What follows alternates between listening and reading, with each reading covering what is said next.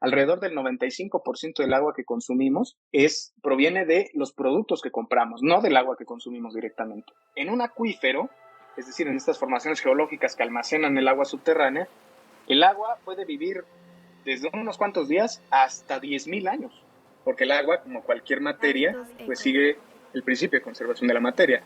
El agua no se crea ni se destruye, simplemente se transforma. Insisto, el estrés hídrico es esta división entre el agua que extraigo entre el agua que tengo disponible, ya sea en un país, en un estado, en una cuenca, en una microcuenca. Cada minuto que pasa y no hacemos algo al respecto es irrecuperable.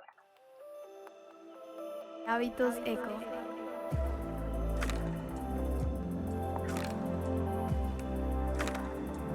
Hábitos eco.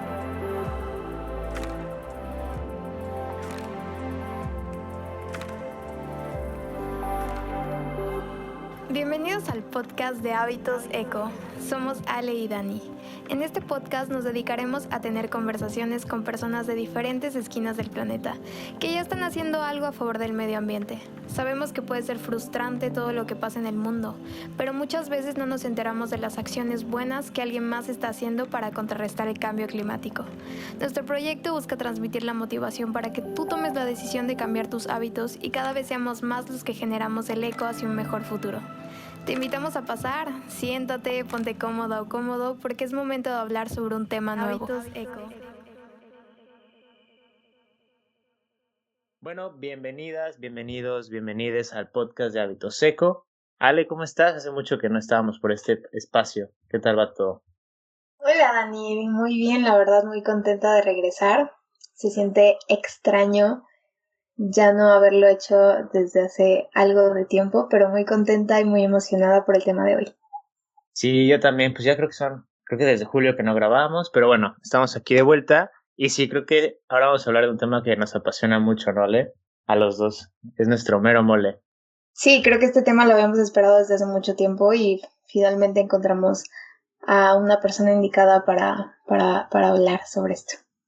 Sí, pero bueno, para no hacerles más largo el cuento, este mes, vamos a estrenar una nueva sección.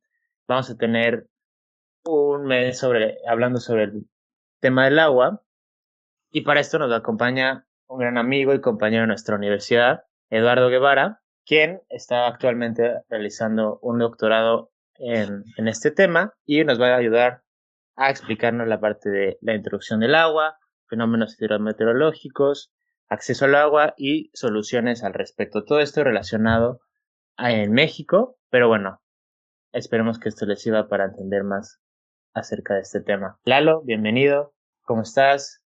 Muchas gracias, Dani, muchas gracias, Ale, por la invitación a este espacio y encantado de compartirlo con ustedes. No, el gusto es nuestro, el gusto es nuestro. Pero bueno, antes de arrancar, quisiéramos que nos platicaras un poco más de ti, quién eres, por qué estás metido en este tema. Pues yo soy Eduardo Guevara, soy ingeniero civil de formación y actualmente, como ya lo decías, Dani, pues estoy estudiando mi doctorado. Mi doctorado es en Ciencias del Agua en la Escuela de Ingeniería de la Universidad de las Américas Puebla. Y pues nada, el interés mío por el agua surgió, de hecho, desde la secundaria me encantaba la física, pero mi gusto y mi pasión por la hidráulica en particular surgió más o menos en la prepa. Entonces, desde ese momento me orienté hacia esta importante disciplina y ya estando en ingeniería civil, pues me di cuenta que el tema del agua, por supuesto, la ingeniería hidráulica tiene mucho que ver, pero es muchísimo más amplio, ¿no? Especialmente en el contexto en el que estamos del cambio climático. Así que decidí meterme de lleno al tema. Actualmente el doctoral habla sobre la influencia que tienen el cambio climático y la variabilidad climática en el balance de agua subterránea. Esa es, podríamos decir que mi especialidad, pero me gusta aprender un poquito de todo, ¿no? Entonces, pues estoy muy emocionado de poder charlar con ustedes. No, pues qué gusto, es un tema bastante importante y del que todos deberíamos estar informados. Entonces, qué gusto que tengamos la oportunidad de platicar contigo y de presentar toda esta información a nuestra comunidad. Y bueno, no sé si les parezca, pero me encantaría arrancar.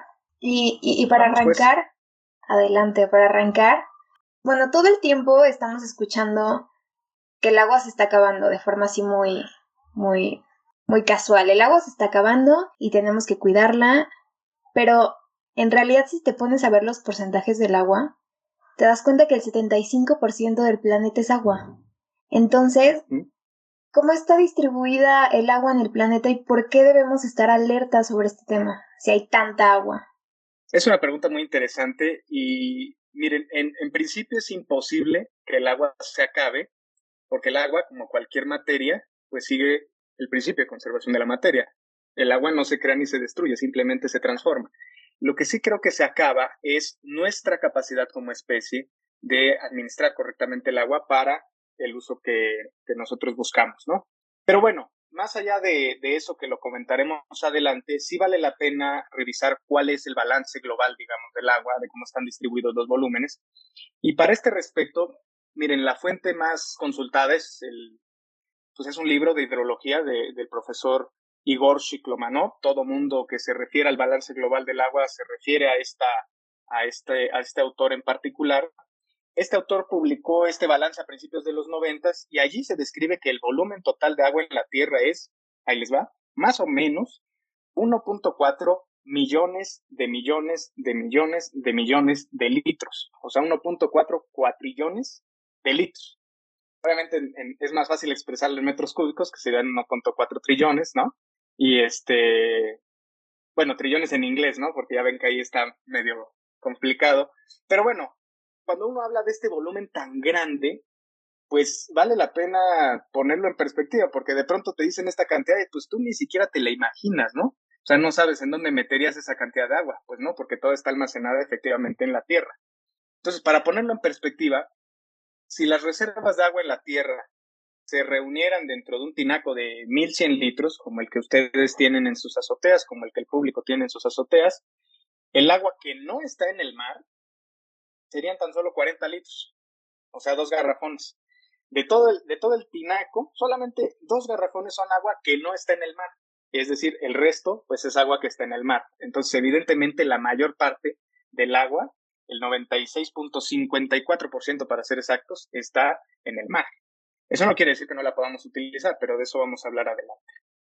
Ahora bien, si agarramos el agua que no está en el mar, es decir, el agua dulce, y esa misma la llevamos a la escala de los 1,100 litros, porque si conservamos la escala de 1,100 litros en todo el balance global, pues no vamos a ver mucho, porque dijimos que son 2 garrafones. Entonces vamos a pensar que tenemos un tinaco de 1,100 litros de agua que no está en el mar. Cuando hacemos eso, nos damos cuenta de que 330 litros, o sea, 17 garrafones de ese garrafón, están en el subsuelo. Son aguas subterráneas.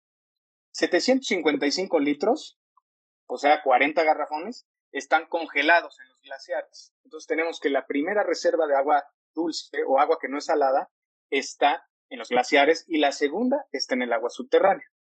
Ahora, dentro de esos 1,100 litros, 9 litros están en el suelo que está permanentemente congelado, que es el famoso permafrost, permanent frozen soil, ¿no? El permafrost, que está sobre todo en la zona septentrional del planeta, ¿no? Principalmente en Rusia y en Canadá. Y de esos 1,100 litros, 3 litros, o sea, una coca de esas que vas a comprar al Oxxo el sábado, está en los lagos de agua dulce, porque también hay lagos de agua salada. Entonces tenemos solamente una coca de 3 litros de agua dulce que está en los lagos. Tenemos 360 mililitros, otra vez, de ese tinaco tenemos 360 mililitros en humedales. 360 mililitros es el tamaño de un frasco de salsa Valentina, por ejemplo. De esos 1,100 litros, 70 mililitros están en los ríos. 70 mililitros es lo que hay dentro de un frasco de salsa Tabasco. Entonces, si ven, pues la proporción es ínfima. Y finalmente, pues 30 mililitros, que es pues medio frasquito de salsa Tabasco, es agua biológica, porque como siempre se dice, ustedes y yo, y el público que nos escucha, y los animales y las plantas también tienen una composición importante de agua, y esa representa dentro de los 1,100 litros, 30 mililitros. Y finalmente, medio litro, pues un poquito menos de la coca, ya no de 3 litros, pero de 600 mililitros, está en la atmósfera. Entonces, en resumen, tenemos la mayor parte del agua en los océanos, el 96.54%, pero del agua que no está en el mar, la tenemos disponible. el 30%, exactamente, el agua que tenemos disponible el 30% está en el agua subterránea y el 68% está en, bueno, el 69 casi por ciento está en los glaciares. Entonces, ese es el agua que en principio podemos aprovechar. Wow, excelente. Ahora, también, No, perdón que te interrumpa. Están muy buenos los ejemplos, ¿no? Súper interesante. Creo que nunca lo había visto de esa forma, como a esas escalas que utilizaste.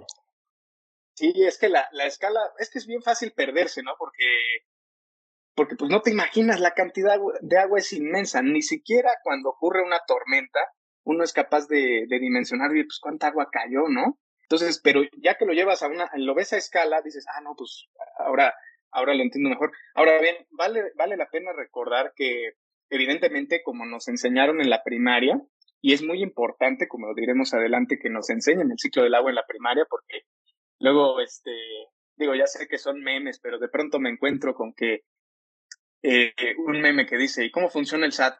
No sé, a mí en la primaria solamente me enseñaron el ciclo del agua. Oye, no seas así, por favor. Debes saber cómo funciona el ciclo del agua porque es una sustancia de la cual depende tu vida misma, ¿no? Digo, también es importante que pagues, que sepas pagar tus impuestos y todo, pero bueno, el punto es que hay que recordar el ciclo del agua y que el agua pues no se encuentra estática dentro de todos estos volúmenes, ¿no? El agua no está ahí esperando a que algo extraordinario suceda, ¿no? El agua está en constante movimiento, está sujeta a un ciclo hidrológico que es más bien complejo, que va mucho más allá del diagrama que vimos en la primaria, y este ciclo hidrológico está embebido en el sistema climático, ¿cierto? En el sistema climático pues también interactúa la criosfera, la capa de hielo, la biosfera, la capa de vida, la atmósfera, ¿cierto? La capa de gases y la litosfera, la capa de rocas. Entonces, este sistema climático per se pues es muy complejo y ahí es donde está embebido el ciclo del agua. Ahora, los procesos hidrológicos, así les llamamos los académicos, pero las fases por las que pasa el agua en el ciclo, pues no tardan el mismo tiempo. Es decir, el agua no tarda el mismo tiempo en volver a formar parte de estos volúmenes que mencionábamos anteriormente. Y regreso al punto de la escala. Una gota de agua en una nube vive alrededor de 8.2 días. Es decir, la gotita está ahí a todo dar, pero dentro de 8.2 días, el ciclo hidrológico, digamos que la va a sacar de allí, ¿no? Porque se va a precipitar y va a caer sobre un río y comenzando con el ciclo, ¿no? Ahora, en el río puede vivir alrededor de 18 días, porque el agua fluye pues más o menos constante, ¿no? Uno se asoma a una barranca o a un río y se da cuenta de que el agua pasa pues con cierta rapidez, ¿no? Sin embargo, en un acuífero, es decir, en estas formaciones geológicas que almacenan el agua subterránea, el agua puede vivir desde unos cuantos días hasta 10.000 años, porque el agua está allí, hay algunos registros incluso de agua fósil que lleva muchísimo tiempo dentro de los acuíferos y pues el agua está ahí a todo dar, no le interesa salirse. Entonces, esto desmiente un mito muy arraigado que tenemos, que es que el agua es un recurso renovable, porque no toda el agua es renovable, eso es lo que hay que tener en cuenta, ¿cierto? Mucha gente dice, no, pues que saquen del pozo, ¿no? Pues ahí total, ahí hay agua pues hasta para regalar, ¿no? Espérame tantito, es que hay agua que está dentro de ese acuífero que no es agua renovable, es decir, que si yo la saco, va a tardar muchísimo tiempo poder volver a infiltrarse hacia allá. No todo el agua es renovable. Muy interesante, muy interesante. ¿Y cuál dirías que no es la renovable? O sea, ahorita para hacer como un paréntesis en esto que mencionas, así como a gran escala, ¿cuál es la que Pues no? justamente la que pasa una mayor cantidad de tiempo en un solo almacenamiento del ciclo hidrológico. Y esa es sobre todo el agua subterránea. Pero el agua subterránea, ya decía yo que está en un rango entre unos cuantos días, en acuíferos que son muy porosos, en acuíferos que tienen una estructura muy abierta, en el que el suelo tiene una estructura muy abierta, y hay otros acuíferos en los que el agua tardó miles de años o decenas de miles de años en llegar allí. Entonces, el agua no renovable sería esta precisamente. Para poner un ejemplo local, el acuífero del Valle de México cada año pierde un cierto volumen de agua que ya no proviene de la parte que se puede renovar, sino que ya es agua que tardó miles de años en llegar allí. Entonces, el hecho de que se consuma este volumen, pues implica que no se va a recuperar en el corto plazo. Entonces es agua que sacas pero ya no, si no la reusas, que eso también hablaremos adelante, si no la reusas, si no procuras que no se contamine y todo eso, entonces ya tienes un problema porque ya comprometiste ese volumen, ya lo extrajiste de allí y entonces ya no lo puedes aprovechar de otra manera. Pero son principalmente los que están en formaciones geológicas. Ok. Oye, bueno, antes de que continuemos con este tema, ahorita que ya introdujiste algo un poco México, ¿cuál es la situación ahorita actual en el mundo? O sea, a gran escala, en cuanto a distribución y bueno, este término importante que es el estrés hídrico, que valdría la pena mencionarlo Uh-huh. una vez. Ok, bueno, en primer lugar, vale la pena revisar cuáles son los volúmenes gruesos, digamos, que tienen los distintos países, porque obviamente cada país tiene necesidades diferentes, tiene distintas poblaciones que atender, pero en términos gruesos de volúmenes de agua en general, el campeón y que se le ha llamado el Arabia Saudita del agua dulce es Brasil. Brasil tiene 8.23 millones de hectómetros cúbicos en su territorio. Estos datos que les estoy dando provienen de la FAO. Entonces, Brasil, nos damos cuenta que en el top 10 de países que tienen mayores reservas de agua dulce, pues están países que tienen un territorio enorme. Ya decía yo que el primero es Brasil, el segundo es Rusia, que es el país que tiene mayor superficie en el mundo, pero tiene un poquito más de la mitad del agua que tiene Brasil, con 4.5 millones de hectómetros cúbicos. Luego viene Estados Unidos, con 3.07 millones de hectómetros cúbicos más o menos. Luego viene Canadá, con 2.9 millones de hectómetros cúbicos. Y vamos a ver, si nos vamos a México, nos damos cuenta de que este está en la posición 27 de reservas de agua potable, de reservas de agua dulce, mejor dicho, del mundo, con 0.43 millones de hectómetros cúbicos.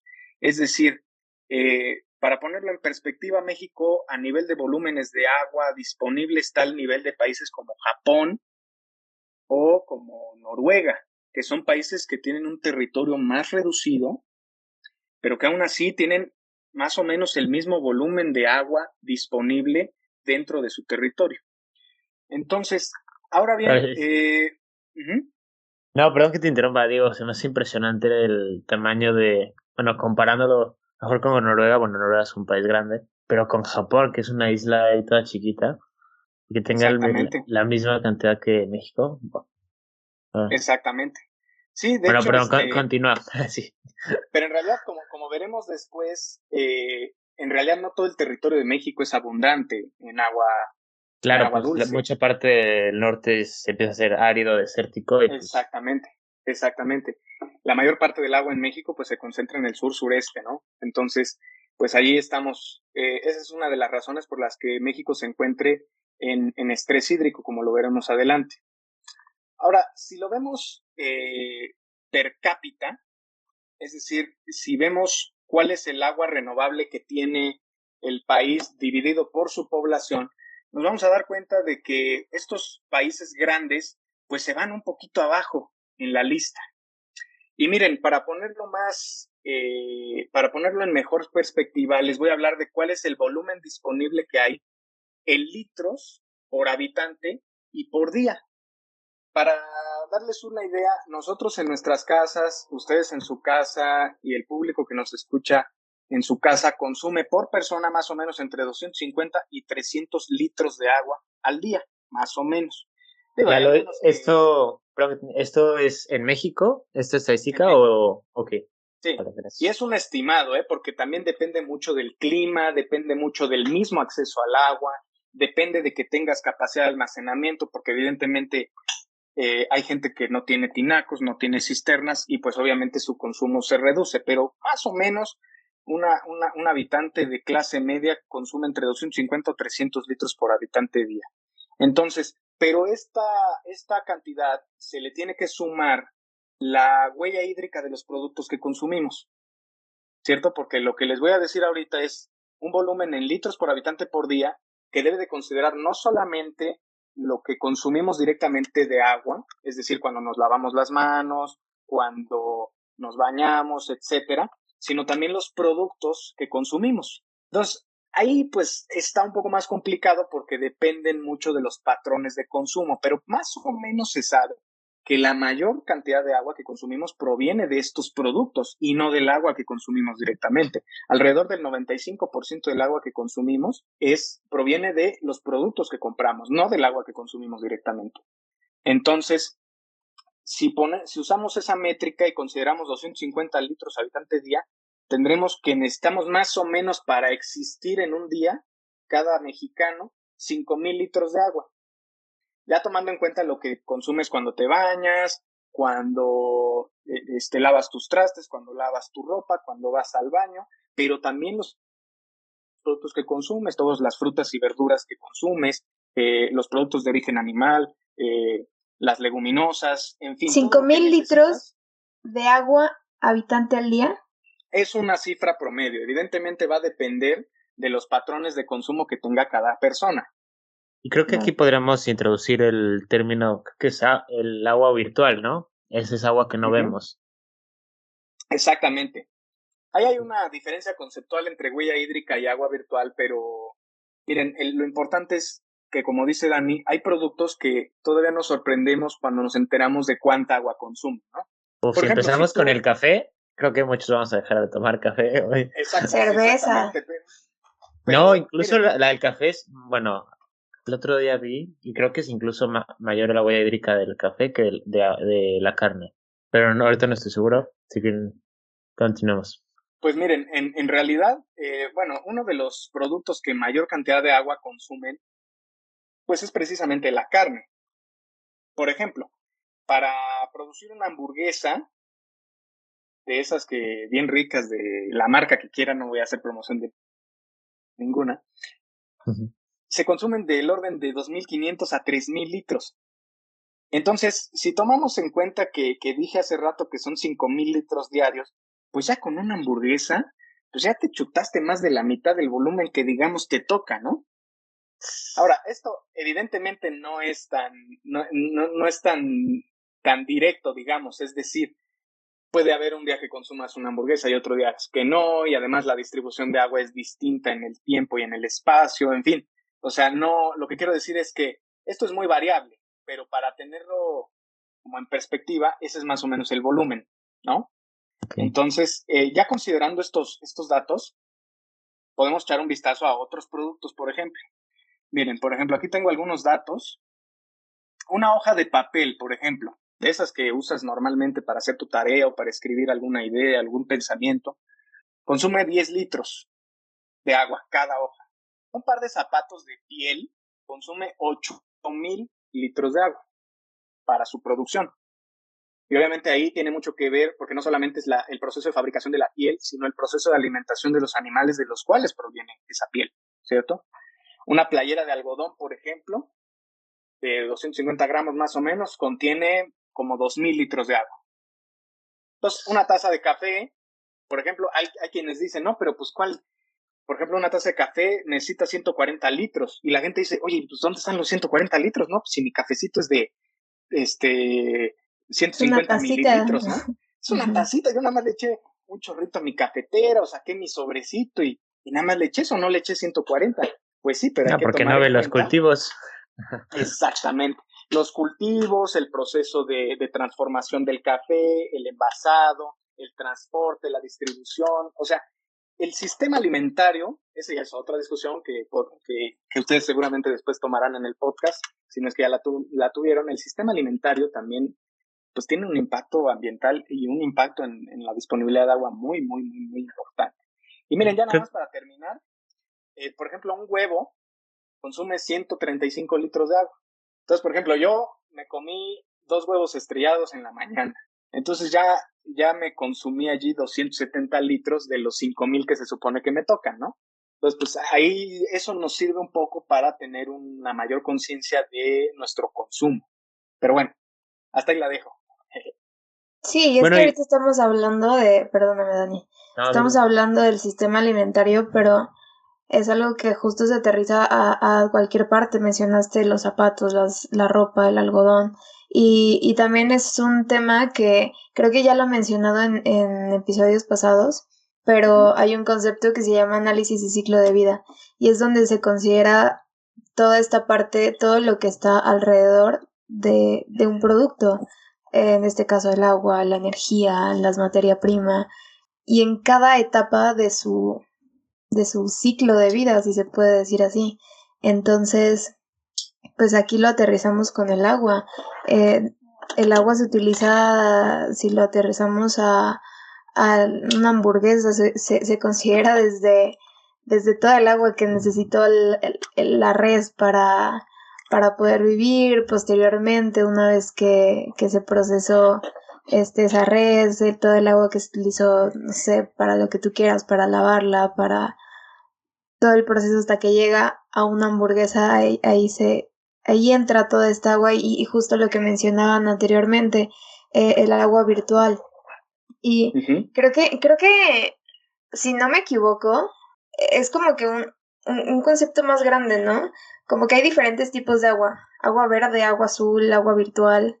La verdad, ahorita no recuerdo exactamente de qué se trata el agua verde. Pero agua gris, supongo que también entra el agua gris, agua negra. Sí, eso ya tiene que ver con lo que estaba comentando Dani de la huella hídrica, por ejemplo. Entonces, si a esas nos vamos, el agua azul es, por ejemplo, agua que proviene de fuentes, digamos, frescas, ¿no? Es decir, de los manantiales, de donde brota el agua subterránea, de los ríos, es decir, de agua que extraemos, ¿no? El agua gris es agua cuya calidad transformamos durante un proceso industrial. Por ejemplo, la industria de la piel, ya decíamos hace rato, pues cuando hace sus productos, pues vierte algunos desechos hacia el agua residual y eso pues se convierte obviamente en agua gris.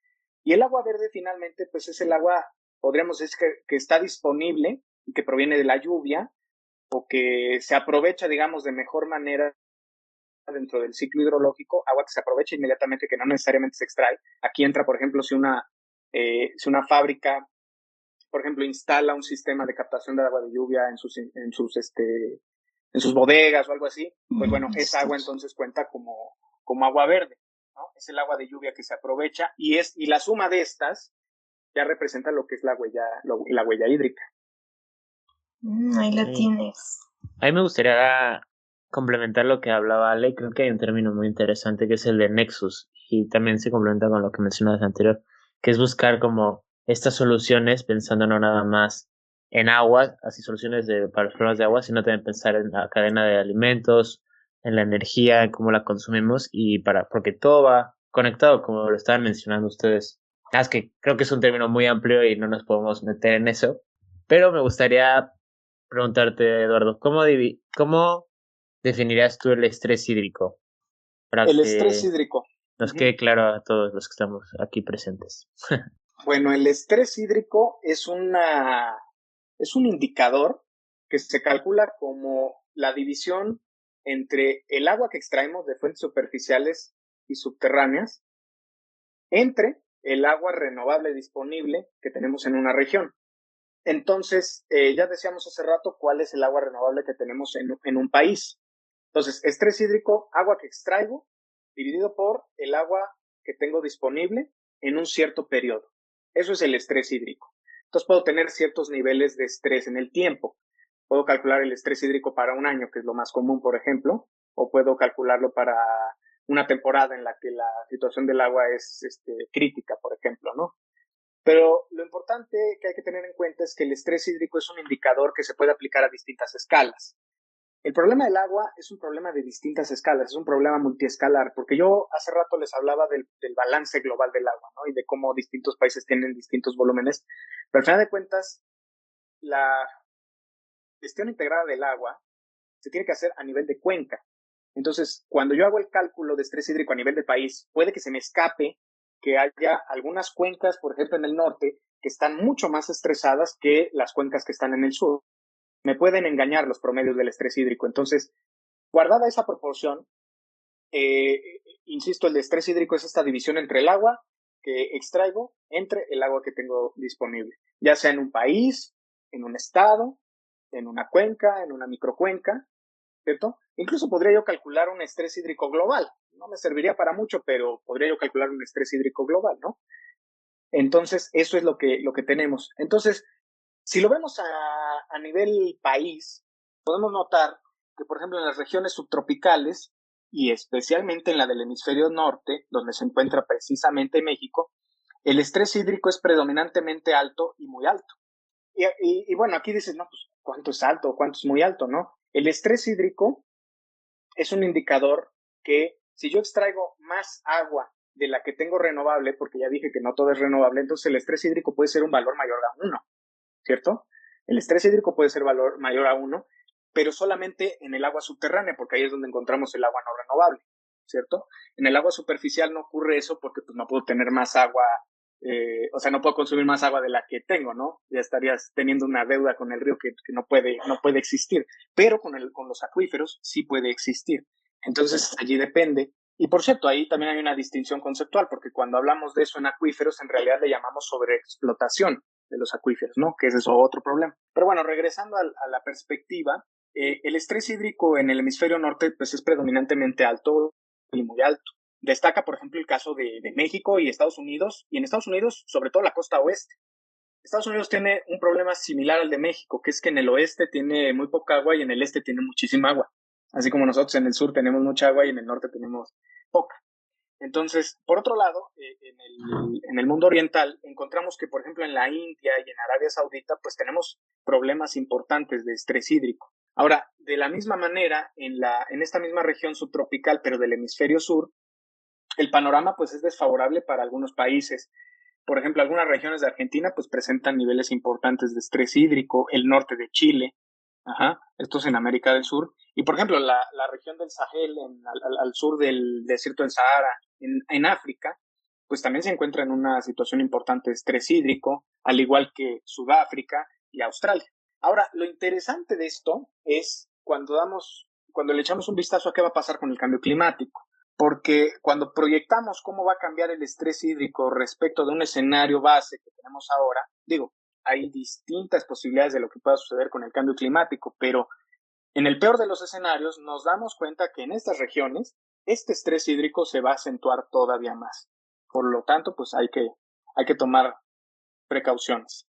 Oye, Lalo, ¿y a qué crees que se deba esta distribución enfocándonos a México?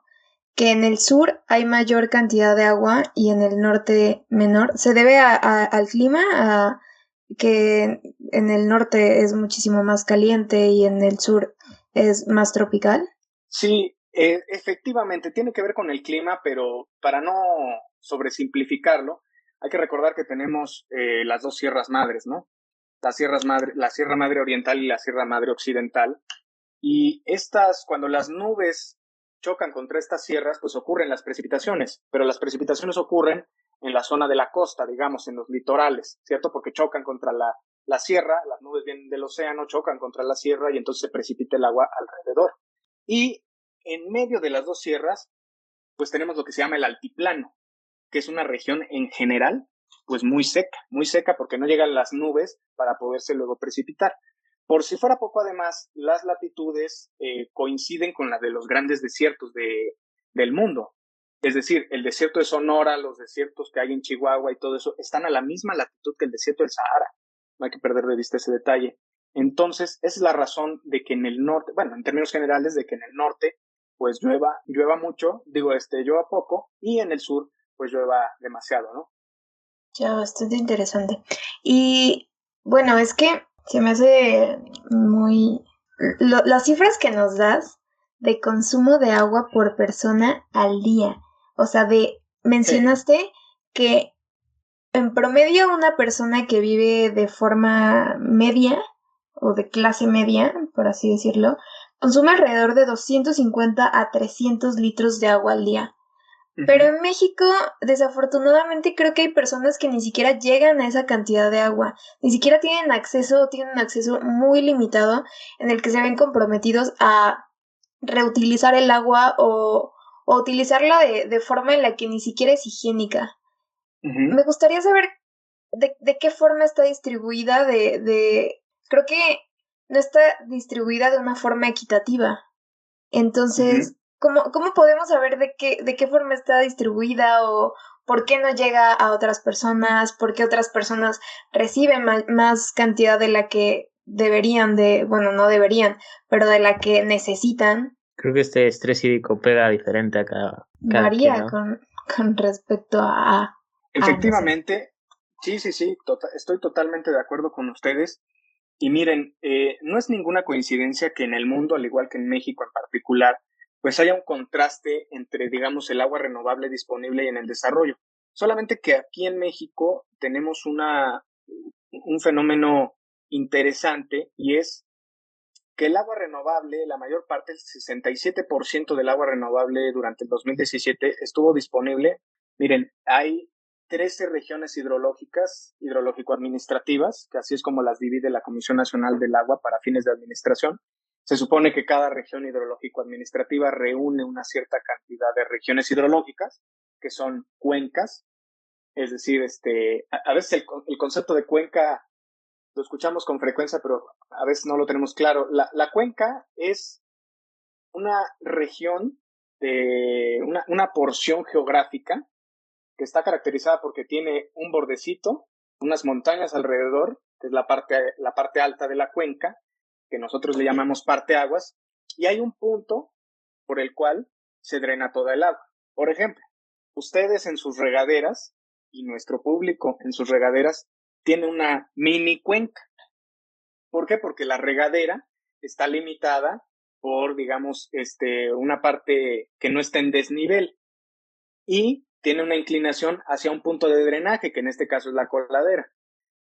Así funcionan las cuencas, nada más que obviamente a una escala mucho mayor. Es lo mismo en las azoteas. Las azoteas pues están limitadas por lo que captan por el pretil, por el sardinel, por el murito que tienes alrededor, y allí se acumula el agua y luego se drena hacia tu tubería de tu instalación de sanitaria, ¿no? Y entonces de allí sale de tu casa. Y así sucede también con las cuencas. La precipitación cae en las montañas y escurre hacia un punto de drenaje. Entonces eso es una cuenca.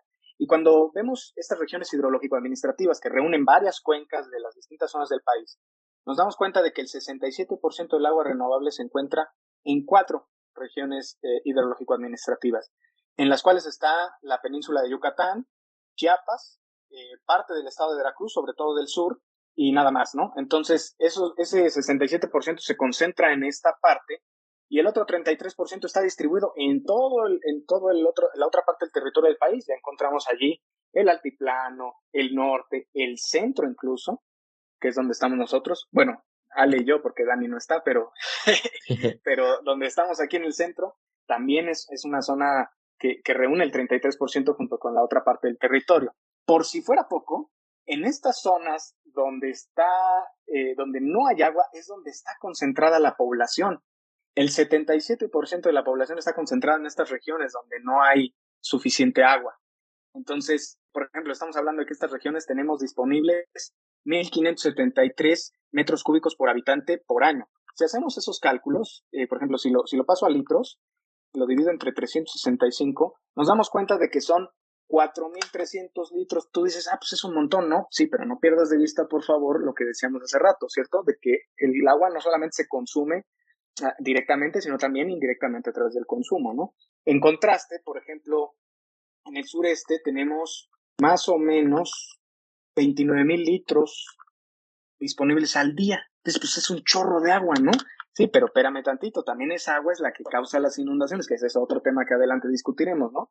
Entonces, efectivamente hay una distribución inequitativa del agua por razones geográficas, y también se puede ver desde la perspectiva económica, porque la región que no tiene agua es la que más parte del Producto Interno Bruto produce. Estas regiones que son escasas en agua producen el 83% del PIB. Bueno, lo hicieron en el 2016. Y el sur produjo el 17% de este mismo indicador del PIB, ¿no? Entonces, es bastante desigual la distribución del agua en el país, así como estos indicadores como población y producción, ¿no? Ahora, no me quiero meter demasiado en el tema porque es un poco espinoso, pero yo también estoy pensando todos los problemas. Cada que dices una estadística pienso en todos los problemas que desencadenan. Pero por favor, continúa. No, pero es que vale la pena decir que, hay, obviamente, el agua se concentra en los grandes centros de población por razones pues sobre todo de costos, ¿no? Porque obviamente, al igual que la electricidad, pues es más fácil llevarla a los centros de consumo grandes porque pues ahí es donde es menos costoso, ¿no? Pero al igual que la energía ya está en un nuevo paradigma en donde las pequeñas comunidades ya van a producir su propia electricidad, al mismo tiempo el agua debería transitar hacia allá. Pero eso es otro tema que podemos discutir adelante cuando hablemos de cultura del agua, si quieren. Sí, Pero porque, efectivamente, perdón, digo, porque igual estaba pensando, ¿no? Tú tienes toda esta agua en el sur, pero ahora el problema es cómo mueves esa cantidad de agua a la parte que no tiene, ¿no? Entonces ahí efectivamente. entra energía, contaminación de gases, o sea, impresionante. Pero bueno, antes de que pasemos a la parte de fenómenos hidrometeorológicos, ahorita quisiéramos preguntarte o pedirte una opinión personal para meternos un poco más al tema del medio ambiente. ¿Tú qué Uh-huh. opinas? ¿Estamos a tiempo de hacer un cambio de la situación actual ambiental, no solo en México, sino global o si quieres verlo a menor escala? ¿Tú qué opinas? ¿Cómo lo ves? Pues miren, la respuesta corta es sí, pero ahí les va la respuesta larga. No hay que perder de vista que esta crisis del agua que vivimos en México y que en muchos otros países también se vive, está embebida en una crisis mucho más grande que rebasa incluso a la crisis climática. Yo le llamo a veces la crisis de la naturaleza, porque en esta crisis de la naturaleza reunimos todos los problemas que enfrentamos, que no vamos a discutir a detalle, pero que también tienen implicaciones en el corto, mediano y sobre todo en el largo plazo. Ahí están, por ejemplo, la disrupción en el flujo de nutrientes, que se manifiesta, por ejemplo, con el hecho de que hay sargazo en las costas del Caribe en cantidades que antes ni siquiera se imaginaban, la pérdida de biodiversidad, ¿cierto? Que también, esa es un poquito más silenciosa, pero cuando lo estudias un poco más a detalle, te das cuenta de que las implicaciones para la especie humana pues también son muy grandes. La pérdida de biodiversidad, está por supuesto el cambio climático, y también está. Entonces, toda esta, el cambio climático, producido por la contaminación con gases de efecto invernadero producidos por el humano, ¿no? Entonces, dentro de todos estos problemas, que en mi opinión no son más que un síntoma de un problema mucho más grande, nos tiene que llevar a una reflexión muy, muy, muy, muy profunda. Entonces, sí estamos a tiempo, pero cada minuto que pasa y no hacemos algo al respecto es irrecuperable. Es decir, digamos, si quisieras hoy tomártelo con calma, mañana te lo vas a tener que tomar con menos calma y pasado mañana también y así sucesivamente. Y lo que tenemos que tener cuidado es que no nos pase como el síndrome de la rana hirviendo. ¿Cuál es ese? Creo que lo he escuchado. El síndrome de la rana hirviendo es cuando, ya después salieron los biólogos a desmentir que a la rana no le pasa eso, pero bueno, la anécdota se conserva. Si yo pongo una rana en un sartén, en una cacerola con agua y le enciendo tantito la lumbre, la rana no se va a dar cuenta del incremento en la temperatura del agua. Pero lo importante no es el incremento en la temperatura del agua, lo importante es la amenaza a su supervivencia. Entonces, la rana al principio está a todo dar, ¿no? Porque pues está en es la agua. Que deja de moverse. Exactamente. Ajá. Deja de moverse porque yo me la imagino a la rana así como si estuviera en un jacuzzi, ¿no? A todo dar. Tan cómoda. Exacto, y ella no se da cuenta de que el agua se está calentando poco a poco, ¿no? Entonces está a todo dar y no se da cuenta, el agua sigue subiendo de temperatura, sube y sube y sube, y cuando la rana por fin percibe, es decir, se rebasa el límite de su percepción, entonces la rana intenta saltar, pero cuando lo quiere hacer, ya es demasiado tarde, porque ya está comprometida su supervivencia dentro de la cacerola. Entonces, eso es lo que tenemos que prevenir, precisamente. Entonces, pues, sí estamos a tiempo, pero el mejor momento para hacerlo es hoy mismo. Bueno, eso fue todo por hoy. Muchas gracias a los que se quedaron hasta el final. Esperamos que les haya gustado el episodio de esta semana. No olviden compartirlo con amigos y familiares que saben que puede interesarles este tema. Igual, no olviden de seguir nuestra página en Instagram de hábitos.eco y los esperamos en el siguiente episodio. ¡Nos vemos! Hábitos Eco.